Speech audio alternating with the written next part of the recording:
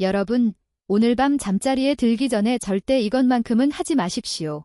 밤새 화장실 문턱을 넘나드느라 깊은 잠에 못 자면 결국 우리 몸의 기둥인 심장과 뇌까지 크게 상하게 됩니다. 단순히 잠을 좀 설쳐서 피곤한 게 아닙니다.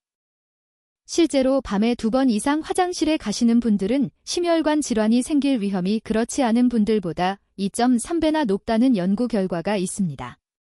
서울대병원 비뇨의학과 연구팀이 12년간 추적조사한 결과입니다. 10명 중 7명이 넘는 어르신들이 이미 겪고 계신 아주 위험한 현실입니다. 그런데 더 놀라운 사실이 하나 있습니다. 이 지긋지긋한 밤소익, 단순히 나이 들어서 생기는 자연스러운 현상이 아니라는 점입니다. 우리가 잠들기 전에 무심코 했던 아주 사소한 습관 하나 때문입니다. 오늘 제가 그 잘못된 습관이 무엇인지, 그리고 어떻게 하면 오늘 밤부터 바로 푹 주무실 수 있는지 그 비결을 다 알려드리겠습니다. 반갑습니다. 45년 동안 노인들의 아픈 몸과 지친 마음을 돌봐온 노년내과 의사 박성훈입니다. 저도 60 넘으면서 새벽마다 3번씩 눈을 뜨던 시절이 있었습니다. 나도 이제는 저문외구나 싶어 참 쓸쓸하고 기운이 안 나더군요. 하지만 제가 의사로서 평생 연구하고 제 몸으로 직접 겪어보니 이건 결코 포기할 일이 아니었습니다. 비싼 약을 드시거나 힘든 수술을 받으실 필요도 없습니다. 오늘 잠들기 전 우리 집 부엌에 있는 것 딱 1스푼이면 충분합니다. 돈 한 푼 안 들이고도 많은 분이 잃어버린 밤의 평화를 되찾으셨습니다. 오늘 영상에서는 총 7가지 핵심 내용을 말씀드리겠습니다. 6. 부엌에 있는 천연수면 제3가지 7. 오늘부터 바로 실천할 황금 수치까지 끝까지 보시면 여러분의 밤이 완전히 달라질 겁니다. 자, 이제 첫 번째 이야기를 시작하겠습니다. 왜 60이 넘으면 밤에 자꾸 화장실에 가고 싶어지는 걸까요? 여러분은 아마 방광이 약해졌거나 소변 주머니가 작아졌기 때문이라고 생각하실 겁니다. 친구분들 모임에 가도 다들 그러시죠? 나 어젯밤에도 3번은 깼어. 나도 그래? 나이 들면 다 그런 거지? 이런 말씀들 많이 나누실 겁니다. 하지만 제가 45년 동안 어르신들을 진료하며 확인한 사실은 조금 다릅니다. 진짜 원인은 방광이 아니라 바로 우리 몸속의 호르몬에 있습니다. 우리 몸에는 밤이 되면 소변 물기를 딱 막아주는 수문장 같은 호르몬이 하나 있습니다. 조금 어려운 말로 항인유 호르몬이라고 부르는데 쉽게 말해서 밤이니까 소변 생산을 줄이고 몸을 푹 쉬게 해라 하고 명령을 내리는 밤의 관리자라고 생각하시면 됩니다. 젊었을 때는 이 관리자가 아주 기운이 넘칩니다. 해만 지면 소변 공장 문을 딱 닫아버리니까 밤새 물 한 방울 안 만들어내고 아침까지 거뜬하게 잠을 잘 수 있었던 겁니다. 여러분도 젊으셨을 때는 한번 누우면 해 뜰 때까지 깨지도 않고 푹 주무셨을 겁니다. 그런데 세월이 흐르면서 이 수문장도 조금씩 기운이 빠지기 시작합니다. 명령을 내려도 목소리가 작아서 전달이 잘 안 되는 겁니다. 그러다 보니 신장이라는 소변 공장은 밤인지 낮인지도 모르고 계속해서 소변을 만들어냅니다. 실제로 하버드의과 대학 연구 결과를 보면 60이 넘으면서부터 이 수문장 호르몬이 나오는 양이 젊었을 때보다 거의 47% 가까이 뚝 떨어집니다. 70이 넘으면 그 양이 더 줄어들고요. 결국 물을 많이 마시지 않았는데도 새벽에 눈이 번쩍 떠지는 이유는 여러분의 방광이 잘못된 게 아니라 몸속의 밤시계가 조금 흐려졌기 때문입니다. 제가 진료실에서 만난 72세의 김영호 어르신도 그러셨습니다. 처음 오셨을 때는 선생님 저는 전립선이 다 망가진 것 같아요. 하며 고개를 푹 숙이셨죠. 그런데 검사를 해보니 전립선은 아주 건강하셨습니다. 문제는 바로 이 수문장 호르몬이 제 역할을 못하고 있었던 겁니다. 제가 이 원리를 설명해드리니 그제야 환하게 웃으시며 내 방광이 잘못된 게 아니었군요. 하고 안심하시더군요. 맞습니다. 여러분 이건 여러분의 의지가 약해서 그런 것도 아니고 몸이 아주 망가진 것도 아닙니다. 그저 세월에 따라 수문장의 목소리가 조금 작아진 것 뿐입니다. 그런데 여기서 우리가 꼭 알아야 할 중요한 사실이 하나 더 있습니다. 이 호르몬 문제 외에도 우리 몸에는 또 다른 변화가 일어나고 있습니다. 바로 우리 몸의 체내 시계가 흔들리는 겁니다. 젊었을 때는 해가 지면 자연스럽게 졸리고 해가 뜨면 개운하게 눈이 떠졌죠. 그런데 나이가 들면 이 시계가 조금씩 앞당겨집니다. 그래서 저녁 8시만 되면 벌써 졸리고 새벽 4, 5시에 눈이 번쩍 떠지는 겁니다. 이걸 전문용어로 생체 리듬의 위상전진이라고 부르는데 쉽게 말하면 우리 몸의 시계가 2~3시간 빨리 가는 것과 같습니다. 그래서 밤새 깊은 잠을 자기가 점점 어려워지는 거죠. 자, 이제 두 번째 이야기로 넘어가겠습니다. 호르몬이 수문장이라면 이번에는 소변을 담아두는 주머니인 방광의 문제입니다. 그런데 여기서 아주 중요한 사실이 하나 있습니다. 여러분 혹시 이런 경험 없으신가요? 화장실이 너무 급해서 달려갔는데 막상 이를 보고 나면 소변량은 아주 적었던 적 분명히 가득 찬 것 같았는데 왜 이럴까 하고 고개를 갸우뚱하셨을 겁니다. 이게 바로 방광이 예민해졌다는 증거입니다. 사실 문제는 소변의 양이 아니라 방광이 뇌에 보내는 신호에 있습니다. 젊었을 때는 방광의 소변이 종이컵으로 2컵 정도, 그러니까 약 400ml 정도 차야 뇌에 이제 화장실에 가야겠다라고 신호를 보냅니다. 그런데 세월이 흐르면 방광벽의 신경들이 아주 예민해집니다. 그래서 소변이 반컵 더 또 찼는데 벌써 뇌에 비상벨을 울리는 겁니다. 저는 이걸 성급한 초인종이라고 부릅니다. 오래된 집의 초인종은 누가 오지도 않았는데 바람만 불어도 띵동하고 울릴 때가 있죠. 방광도 마찬가지입니다. 실제로 60이 넘은 분들 10명 중 7명은 이런 증상을 겪고 계십니다. 방광 주머니가 작아진 게 아니라 경보장치가 너무 빨리 울리는 겁니다. 제가 진료실에서 만났던 75살의 이순자 할머니 이야기가 생각납니다. 이분은 밤마다 5~6번씩 화장실을 가는데 정작 나오는 건 쥐꼬리만큼이라며 속상해하셨죠. 내가 성격이 급해서 그런가 아니면 방광이 다 쭈그라들었나 하며 걱정이 많으셨습니다. 그래서 제가 이렇게 말씀드렸습니다. 어르신, 방광이 작아진 게 아니라 방광이 너무 겁이 많아진 겁니다. 손님이 대문 근처만 와도 초인종을 눌러대는 것이니 너무 걱정 마세요. 이 말씀을 듣고 나서야 비로소 마음을 놓으시더군요. 그런데 여기서 여러분이 꼭 고치셔야 할 습관이 하나 있습니다. 많은 분이 잠자리에 들기 전 마렵지도 않은데 혹시 몰라서 미리 화장실에 다녀오십니다. 지금 비워두어야 밤에 안 깨겠지 하는 마음이시겠죠? 하지만 이건 방광을 더 예민하게 만드는 지름길입니다. 방광은 아주 영리한 기관이라서 소변이 조금만 차도 비워버리는 버릇을 들이면 그 상태를 정상으로 기억해버립니다. 우리 손주들 키울 때 생각나시나요? 아이가 조금만 칭얼거려도 바로바로 달래주면 나중에는 아주 작은 불편함도 못 참는 아이가 되기 쉽죠. 우리 방광도 똑같습니다. 적당히 차오를 때까지 기다려주는 연습을 해야 하는데 마렵지도 않은데 자꾸 비워버리면 방광은 점점 더 참을 수 없는 아이처럼 변해버립니다. 여기서 한 가지 더 말씀드리고 싶은 게 있습니다. 방광이 예민해지는 데는 또 다른 원인이 있습니다. 바로 스트레스입니다. 우리가 걱정이 많거나 불안하면 몸 전체가 긴장 상태가 됩니다. 그러면 방광 근육도 함께 긴장하게 되죠. 긴장한 방광은 조금만 채워져도 금방 불편함을 느낍니다. 마치 신경이 곤두선 사람이 작은 소리에도 깜짝 놀라는 것과 같습니다. 제가 만났던 68세의 박정희 어르신은 은퇴 후 경제적 걱정이 많으셨습니다. 그 스트레스 때문에 밤에 4~5번씩 깨셨는데 걱정을 덜어내는 방법을 함께 찾고 나서부터 밤에 깨는 횟수가 2번으로 줄었습니다. 방광을 치료한 게 아니라 마음을 치료한 겁니다. 결국 호르몬 수문장은 힘이 빠지고 방광 초인종은 너무 예민하게 울리니 이 두 가지가 겹치면 우리의 밤은 짧아질 수밖에 없습니다. 하지만 이 문제는 단순히 잠을 설치는 불편함에서 끝나지 않습니다. 이제부터 제가 드릴 말씀이 가장 중요합니다. 밤에 자주 깨는 것이 우리 몸 전체에 어떤 무서운 결과를 가져오는지 그 진실을 꼭 아셔야 합니다. 자, 이제 세 번째 이야기를 해보겠습니다.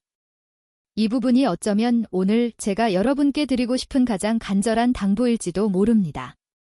밤에 화장실 때문에 잠을 깨는 것, 그게 단순히 다음날 좀 피곤하고 많은 일이면 얼마나 좋겠습니까? 하지만 우리 몸 안에서는 훨씬 더 무서운 일들이 벌어지고 있습니다. 크게 5가지 위험이 있는데 바로 심장, 뇌, 면역력, 정신건강, 그리고 낙상사고입니다. 먼저 심장 이야기부터 해볼까요? 우리가 깊이 잠들면 낮 동안 쉼 없이 뛰던 심장도 비로소 휴식에 들어갑니다. 이걸 조금 전문적인 말로 야간 혈압하간이라고 부릅니다. 잠을 자는 동안 혈압이 자연스럽게 내려가면서 심장이 다시 뛸 에너지를 보충하는 겁니다. 심장을 온종일 물을 길어 올리는 펌프라고 생각해 보세요. 낮에는 밭에 물을 대느라 쉬지 않고 돌아갔으니 밤에는 전원을 끄고 열을 식혀야 합니다. 그래야 다음 날도 고장 없이 물을 낼 수 있겠죠. 그런데 자꾸 화장실 가느라 깨면 이 펌프가 식을 품이 없습니다. 몸은 누워있어도 심장은 계속해서 긴장 상태로 돌아가는 겁니다. 실제로 일본 나고야 대학에서 15년간 연구한 자료를 보면 밤에 2번 이상 깨시는 분들은 심근경색이나 뇌졸중 같은 무서운 혈관 질환이 생길 위험이 2.1배 넘게 높았습니다. 특히 새벽 4시에서 6시 사이가 가장 위험한데 쉬지 못한 혈관이 아침에 높은 압력을 견디지 못하기 때문입니다. 두 번째는 우리 뇌의 문제입니다. 우리가 깊은 잠에 빠졌을 때 우리 뇌에서는 아주 중요한 대청소가 시작됩니다. 낮에 활동하며 쌓인 뇌의 노폐물과 독소들을 씻어내는 시간이죠. 특히 치매를 일으키는 원인 중 하나인 베타아밀로이드라는 단백질 찌꺼기도 바로 이 시간에 제거됩니다. 이걸 우리 집 물탱크라고 비유해볼까요? 밤새 깨끗한 물로 수조 바닥의 지흙과 이물질을 씻어내야 아침에 맑은 물을 쓸 수 있습니다. 그런데 자꾸 잠에서 깨면 청소 도중에 수도가 끊기는 것과 같습니다. 청소가 덜 된 뇌에는 노폐물이 계속 쌓이게 되고 결국 이것이 기억력을 떨어뜨리고 치매 위험을 1.7배나 높이게 됩니다. 요즘 자꾸 깜빡깜빡하고 손주 이름이 바로 안 떠오른다면 그건 나의 탓이 아니라 어쩌면 밤새 뇌가 제대로 청소를 못해서일 수도 있습니다. 제가 진료실에서 만난 79세의 최동우 어르신은 밤에 4번씩 깨시다가 수면 습관을 고치신 후로 낮에 머리가 훨씬 맑아졌다고 하셨습니다. 자식들이 아버지 요즘 정정해지셨네요 하고 놀라워했다고 기뻐하시더군요. 세 번째는 면역력 문제입니다. 우리 몸의 면역세포들도 밤에 잠을 자는 동안 충전을 합니다. 낮에 세균과 바이러스와 싸우느라 지친 군인들이 밤에 쉬면서 힘을 회복하는 것과 같습니다. 그런데 자꾸 잠에서 깨면 이 군인들이 충분히 쉬지 못하게 됩니다. 연구에 따르면 하루 수면 시간이 6시간 미만인 분들은 감기에 걸릴 확률이 4.2배나 높습니다. 코로나19 같은 감염병에도 훨씬 취약해지고요. 네 번째는 정신건강입니다. 밤에 자주 깨시는 분들은 낮에 우울감을 느끼실 확률이 높습니다. 잠을 충분히 못 자면 우리 뇌에서 행복 호르몬이라 불리는 세로토닌 분비가 줄어들기 때문입니다. 아침에 일어났는데도 개운하지 않고 하루 종일 기운이 없고 아무것도 하기 싫은 느낌. 이게 단순한 게으름이 아니라 수면 부족 때문일 수 있습니다. 제가 만났던 66세의 한용숙 어르신은 밤에 자주 깨신 후로 우울증 증상이 나타나셨습니다. 그런데 수면 습관을 고치시고 나서 약 없이도 기분이 한결 나아지셨습니다. 선생님 이제는 아침에 일어나는 게 즐거워요 하시며 웃으시던 모습이 아직도 기억납니다. 마지막 5번째, 가장 현실적이고 무서운 위험은 바로 낙상입니다. 뼈가 약해진 어르신들에게 한 번의 넘어짐은 인생을 송두리째 바꿀 만큼 치명적입니다. 통계를 보면 어르신들이 고관절을 다치는 사고의 거의 48%가 밤에 화장실 가려다 일어납니다. 제가 잊지 못하는 82세의 정한수 어르신이 계십니다. 평소 정정하게 뒷산 산책도 다니시던 분이었는데 어느 날 새벽 화장실 문턱에 발이 걸려 넘어지셨습니다. 결국 수술을 하시고 반년 넘게 병상에 누워 계셔야 했죠. 나중에 휠체어를 타고 진료실에 오셨는데 그 정정하던 분의 눈빛에서 자신감이 싹 사라진 걸 보고 제 마음이 얼마나 미어졌는지 모릅니다. 자식들에게 짐이 되기 싫다는 그 간절한 마음을 누구보다 잘 알기에 더 안타까웠습니다. 여러분, 밤중에 소변을 보러 가는 건 단순히 귀찮은 일이 아닙니다. 우리 심장과 뇌를 지키고 우리 삶의 질을 결정하는 아주 중대한 문제입니다. 하지만 너무 걱정하지 마세요. 다행히 이 위험한 고리를 끊어낼 방법이 있습니다.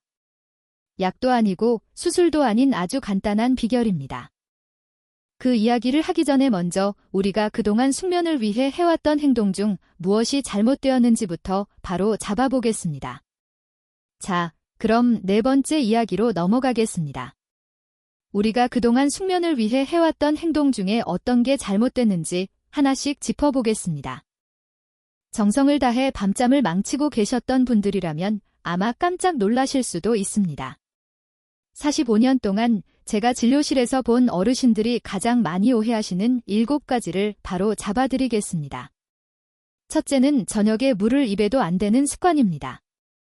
밤에 화장실 가기 싫어서 저녁 식사 후엔 물 한 모금 안 드시는 분들 많으시죠? 저도 처음엔 그게 현명한 줄 알았습니다. 하지만 물을 너무 안 드시면 소변이 아주 진해지면서 방광벽을 따갑게 자극합니다. 화분에 물을 너무 안 주면 흙이 딱딱하게 굳어서 뿌리가 아파하는 것과 같습니다. 저녁 드시고 종이컵으로 한 컵즙 정도는 편안하게 드셔도 괜찮습니다. 다만 잠들기 2시간 전부터만 조금씩 줄여가시면 됩니다. 둘째는 카페인만 안 마시면 된다는 생각입니다. 커피는 끊었는데 왜 자꾸 밤에 깰까 고민하시죠? 사실 커피보다 더 무서운 게 바로 자기 전 드시는 반주 한 잔입니다. 술은 우리 몸의 밤수 문장인 호르몬의 입을 막아버립니다. 술 기운에 잠은 빨리 들지 몰라도 우리 몸은 밤새 소변을 만드느라 쉴 틈이 없어집니다. 방광에 불을 지르는 것이나 다름없으니 오늘부터 자기 전 술 한 잔은 꼭 참아보시길 권합니다. 연구에 따르면 잠들기 4시간 전에 알코올을 섭취하면 밤에 깨는 횟수가 평균 1.8회 증가합니다. 셋째는 나이 되면 어쩔 수 없지 하고 포기하시는 마음입니다. 제가 제일 안타까워하는 부분입니다. 45년 동안 어르신들을 보며 제가 확실히 느낀 건 노력하면 우리 몸은 반드시 응답한다는 사실입니다. 생활 습관만 잘 다듬어도 10명 중 4명은 밤에 깨는 횟수가 눈에 띄게 줄어듭니다. 60이 넘은 저 박성훈도 직접 해보고 좋아졌으니 여러분이 왜 못하시겠습니까? 절대 포기하지 마십시오. 우리 세대는 어려운 시절을 버텨온 강인한 분들입니다. 이 정도는 충분히 해내실 수 있습니다. 넷째는 억지로 참는 게 방광을 튼튼하게 한다는 믿음입니다. 투변을 오래 참으면 방광 주머니가 커질 것 같지만 사실은 정반대입니다. 방광도 오래된 고무줄과 같아서 한번 너무 늘어나면 다시 조여주는 탄력을 잃어버립니다. 너무 자주 가도 문제지만 무작정 참는 것도 독이 듭니다. 3시간에서 4시간 정도 간격을 두고 편안하게 다녀오시는 게 가장 좋습니다. 다섯째는 무조건 약으로만 해결하려는 습관입니다. 약장부터 열지 마시고 오늘 제가 알려드리는 작은 습관들부터 하나씩 고쳐보세요. 실제로 병원 치료 없이 생활 방식만 바꿔서 좋아진 분들이 10명 중 6분이나 됩니다. 내 몸 스스로 치유할 수 있는 힘을 먼저 믿어보시는 건 어떨까요? 여섯째는 잠이 안 오면 누워서 기다리는 습관입니다. 많은 분이 잠이 안 와도 눈 감고 누워 계시면서 이러다 잠들겠지 하고 기다리십니다. 하지만 이렇게 하면 우리 뇌가 침대를 잠자는 곳이 아니라 걱정하는 곳으로 기억해버립니다. 20분이 지나도 잠이 안 오면 차라리 일어나서 따뜻한 물을 조금 마시고 가벼운 책을 읽다가 다시 눕는 게 좋습니다. 침대는 잠만 자는 곳이라는 걸 우리 뇌에 각인시켜주는 겁니다. 일곱째는 주말에 몰아서 사면 된다는 생각입니다. 평일에 못 잔 잠을 주말에 보충하려고 늦잠을 주무시는 분들이 있습니다. 하지만 이렇게 하면 우리 몸의 생체 리듬이 더 엉망이 됩니다. 우리 몸은 규칙적인 수면 시간을 좋아합니다. 평일이든 주말이든 같은 시간에 일어나시는 게 장기적으로 수면의 질을 높이는 방법입니다. 자, 어떻습니까? 여러분도 이 중에 하나는 하고 계시지 않았나요? 괜찮습니다. 이제 왜 우리가 잠을 설쳤는지 이유를 아셨으니 해결하는 건 시간 문제입니다. 이제부터는 우리 몸의 스위치를 밤 모드로 부드럽게 바꿔주는 진짜 비법을 알려드리겠습니다. 자, 5번째 이야기입니다. 우리 몸에 보이지 않는 스위치에 대해 말씀드려볼까 합니다. 자동차를 운전할 때 가속 페달만 계속 밟고 있으면 어떻게 될까요? 엔진은 뜨거워지고 기름은 금방 바닥나겠죠. 우리 몸도 똑같습니다. 낮에는 활기차게 움직이는 가속 페달이 필요하지만 밤에는 멈춰서 쉬게 해주는 브레이크 페달이 잘 들어야 합니다. 우리 몸속에는 교감신경과 부교감신경이라는 두 가지 힘이 있습니다. 이름이 조금 어렵죠? 쉽게 말해서 교감신경은 낮에 일할 때 쓰는 팽팽한 활시위 같은 힘이고 부교감신경은 밤에 쉴 때 몸을 나른하게 풀어주는 달빛 같은 힘입니다. 젊었을 때는 해만 지면 이 스위치가 착하고 밤 모드로 잘 바뀌었습니다. 그런데 나이가 되면 이 스위치가 조금 뻑뻑해집니다. 몸은 침대에 누워있는데 우리 몸속 세포들은 아직도 낮인 줄 알고 가속 페달을 밟고 있는 겁니다. 이렇게 몸이 긴장 상태로 있으면 어떤 일이 벌어질까요? 방광도 같이 긴장을 합니다. 아까 말씀드린 성급한 초인종이 더 예민해지는 거죠. 잠은 얕아지고 작은 신호에도 뇌가 번쩍 깨버리는 겁니다. 제가 진료했던 한 어르신은 밤마다 걱정이 너무 많으셨어요. 오늘도 못 자면 어떻하나 하는 그 불안함이 몸의 가속 페달을 더 세게 밟게 만든 겁니다. 여기서 한 가지 더 알려드리고 싶은 게 있습니다. 우리 몸에는 밤을 알리는 또 하나의 호르몬이 있습니다. 바로 멜라토닌이라는 수면 호르몬입니다. 이 호르몬은 어두워지면 분비가 시작되어 우리 몸에 이제 잠잘 시간이야 라고 알려줍니다. 그런데 나이가 들면 이 호르몬의 분비량도 줄어듭니다.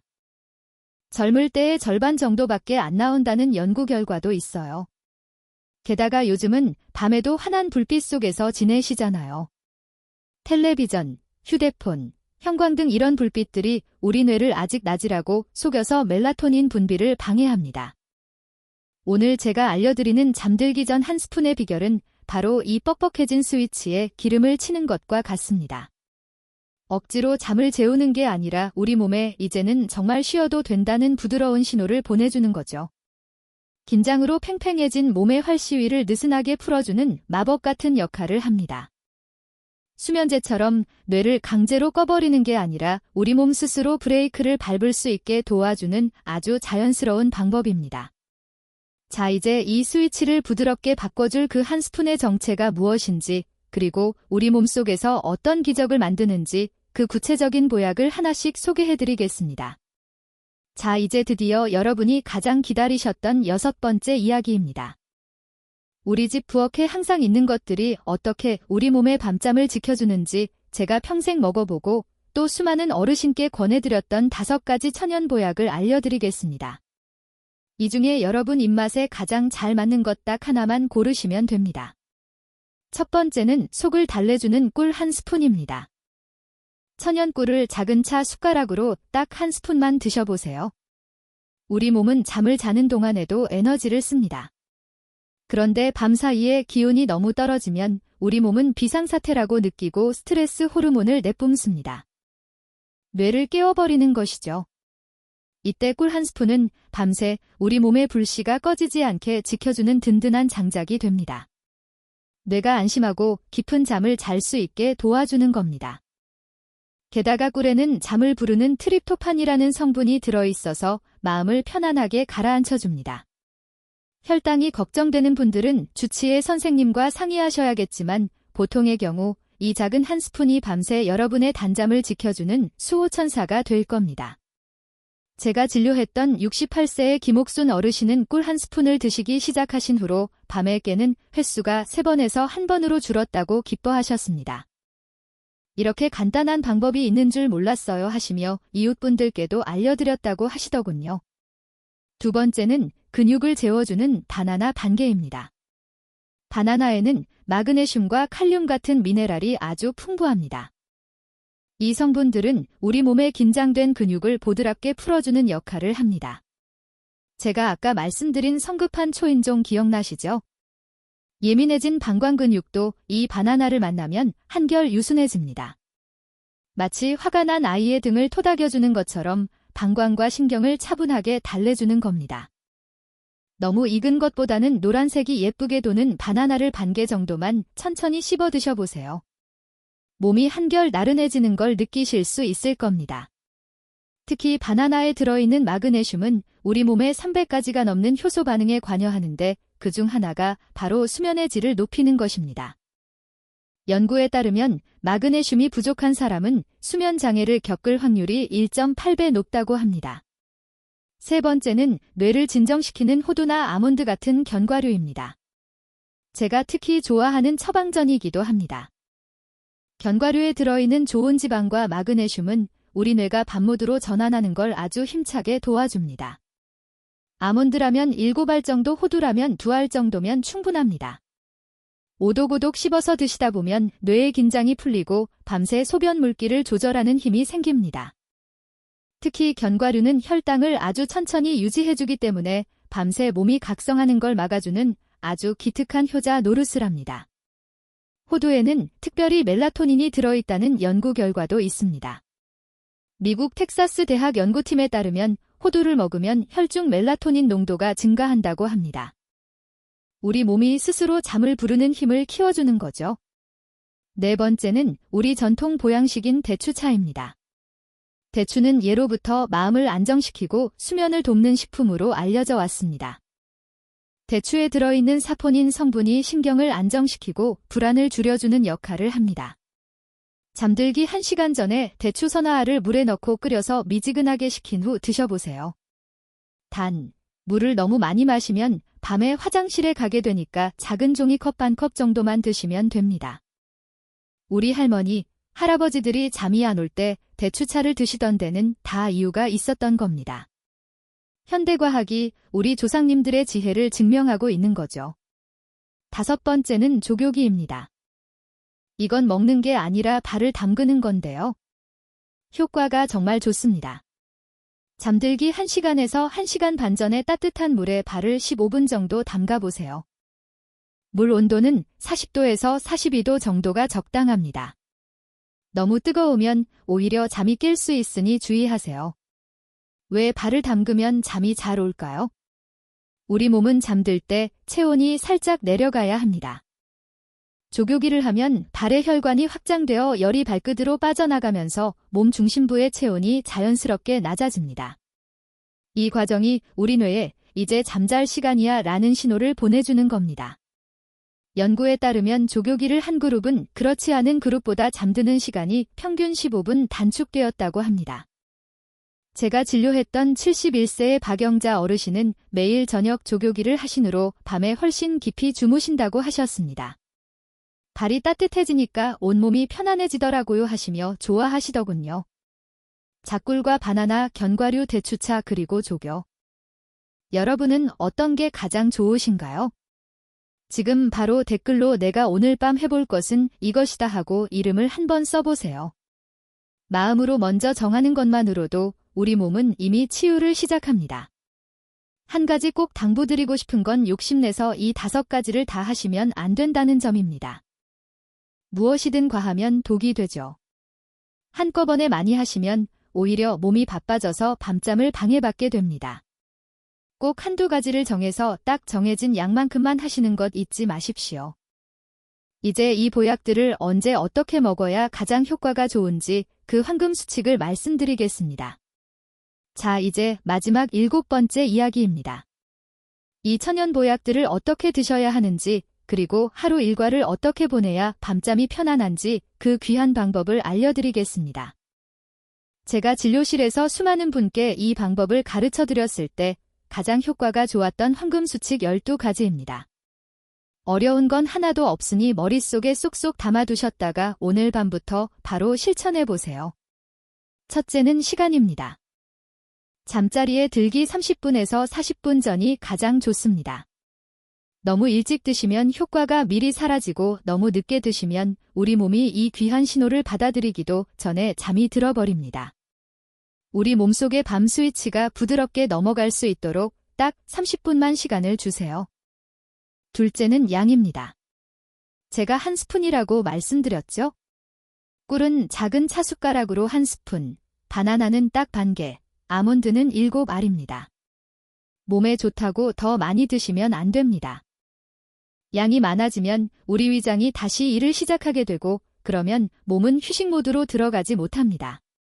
딱 기분 좋게 속을 달래줄 만큼만 드시는 게 핵심입니다. 셋째는 물 없이 드시는 겁니다. 이게 참 중요합니다. 목이 마르다고 물과 함께 드시면 우리 몸의 소변 공장이 다시 힘차게 돌아가기 시작합니다. 물 한 모금이 들어가면 신장과 방광은 다시 깨어나게 되죠. 그러니 이 천연 보약들은 물 없이 천천히 씹어서 혹은 그대로 삼켜서 드시는 것이 가장 좋습니다. 넷째는 끈기입니다. 오늘 하루 드셨다고 해서 오늘 밤 당장 한 번도 안 깨는 기적은 일어나지 않을 수도 있습니다. 우리 몸이 새로운 습관을 기억하는 데는 최소한 보름의 시간이 필요합니다. 새로운 사람과 친구가 되는데도 시간이 걸리는 것과 마찬가지입니다. 중간에 한두 번 깼다고 실망하지 마시고 최소 2주일은 꾸준히 나를 위해 정성을 들여보세요. 다섯째는 기록입니다. 거창하게 일기를 쓰라는 게 아닙니다. 머리맡 달력에 숫자를 적어보세요. 어젯밤엔 3번 깼는데 오늘은 2번 깼네? 하고 숫자를 적다 보면 어느새 내 몸이 좋아지고 있다는 걸 눈으로 확인하시게 될 겁니다.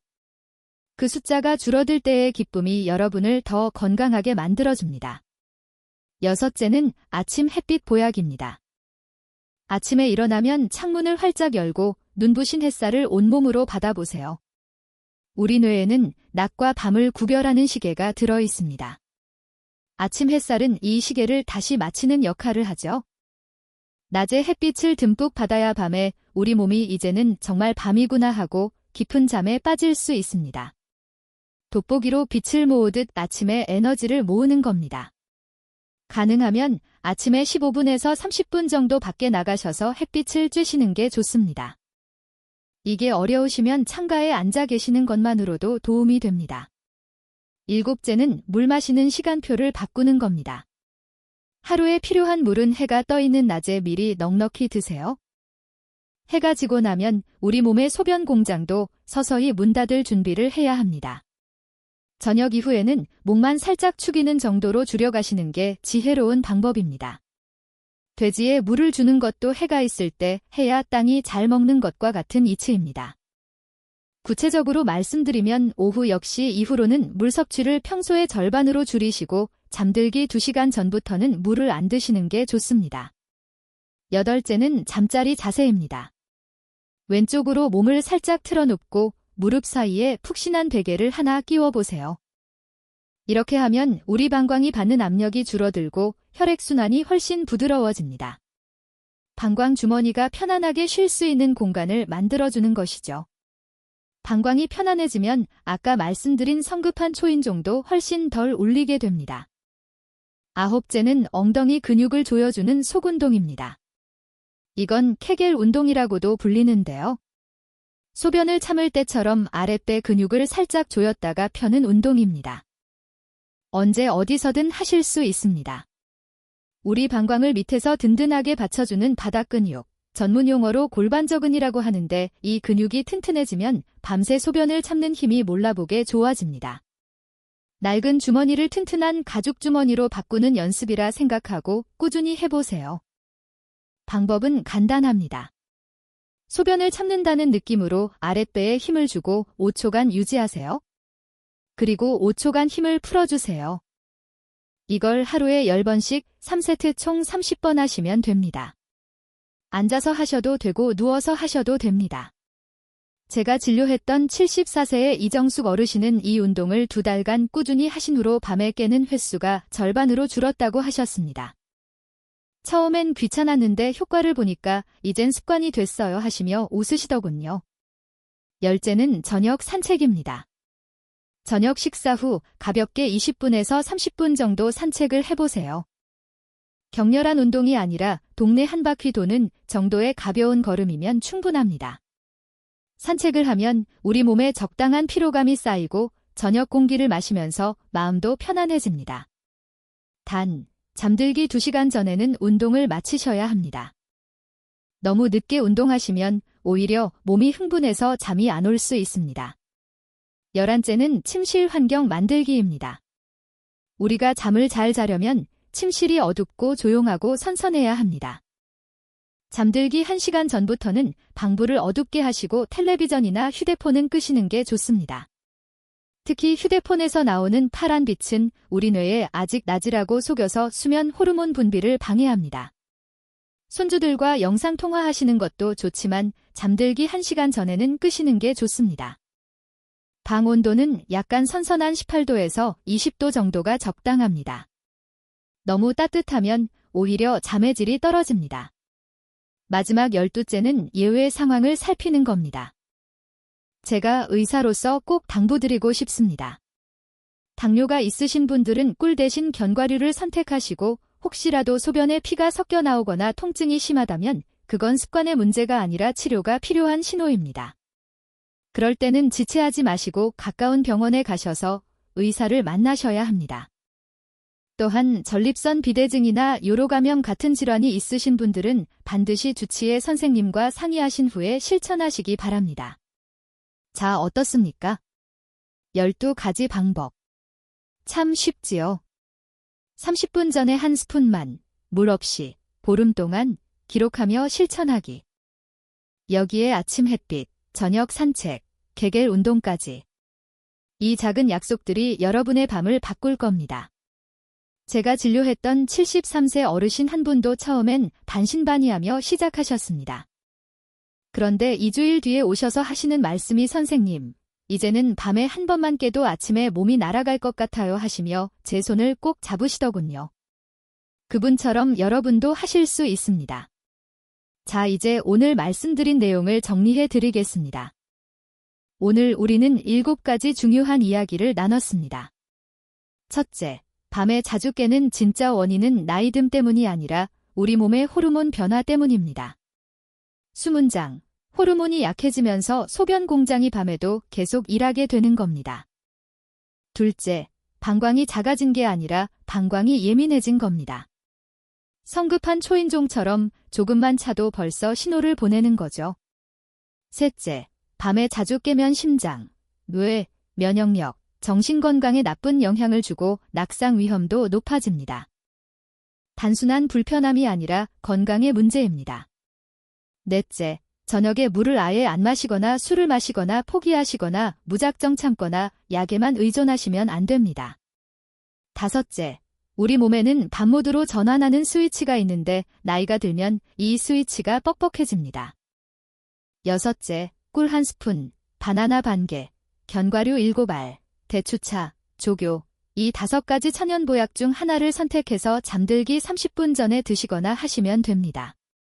일곱째, 아침 햇빛 쬐기, 낮에 물 마시기, 저녁 산책, 케겔 운동, 침실 환경 만들기까지 하루 전체의 습관을 바꾸면 밤이 달라집니다. 여러분, 긴 시간 제 이야기를 들어주셔서 참 고맙습니다. 제가 45년 동안 수많은 어르신을 뵈며 느낀 건 우리 몸은 정성을 들인 만큼 반드시 응답한다는 사실입니다. 오늘 알려드린 이 작은 습관 하나가 여러분의 인생을 다시 청춘으로 돌려놓을 귀한 시작이 될 거라 믿습니다. 손주들과 손잡고 공원을 거닐고 자식들에게 짐이 되지 않고 당당하게 사시고 친구분들 앞에서 비결을 자랑하시는 그날이 곧 올 겁니다. 오늘 영상이 도움이 되셨다면 좋아요와 구독 부탁드립니다. 더 많은 건강 정보로 다시 찾아뵙겠습니다. 여러분의 건강을 진심으로 응원합니다. 오늘 밤 푹 주무시길 바랍니다. 감사합니다.